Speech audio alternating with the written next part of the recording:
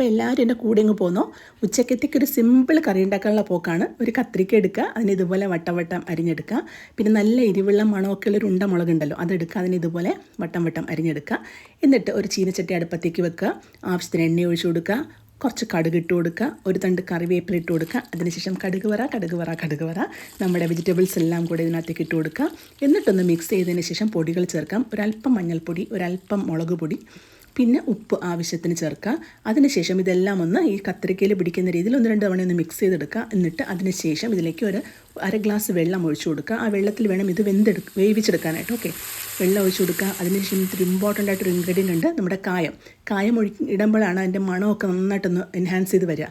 എന്നിട്ടൊന്ന് മിക്സ് ചെയ്യുക, മൂടി വെച്ചൊരു 3 മിനിറ്റ് വേവിക്കാം. നമ്മുടെ കത്രിക്ക കൂട്ട് റെഡി ആയിട്ടുണ്ട്. നല്ല മണം കേട്ടോ. ഇനി നല്ല തൈര് എടുക്കുക, തൈരിലേക്ക് നമ്മുടെ കത്രിക്ക കൂട്ട് ഇട്ട് കൊടുക്കുക, നന്നായിട്ട് മിക്സ് ചെയ്യുക. നമ്മുടെ കറി റെഡി. അപ്പോൾ ഇനി ചോറുണ്ണാൻ അടിപൊളി ഒരു ടേസ്റ്റിൽ വളരെ പെട്ടെന്ന് ഉണ്ടാക്കാൻ പറ്റുന്നൊരു റെസിപ്പിയാണ്. അപ്പോൾ എല്ലാവരും ഒന്ന് ട്രൈ ചെയ്ത് നോക്കണം കേട്ടോ. എൻ്റെ പേജിൽ കുറേ സിമ്പിളായിട്ടുള്ള കുറേ റെസിപ്പീസ് ഉണ്ട്, അപ്പോൾ അതൊക്കെ ഒന്ന് ട്രൈ ചെയ്ത് നോക്കുക. എൻ്റെ വീഡിയോ ഇഷ്ടമായാലും എൻ്റെ പേജ് ഒന്ന് ഫോളോ ചെയ്യാൻ മറക്കരുത്. അപ്പോൾ ഈ അടുത്ത റെസിപ്പിയായിട്ട് വരണവരെ എല്ലാവരും ടേക്ക് കെയർ, ബൈ.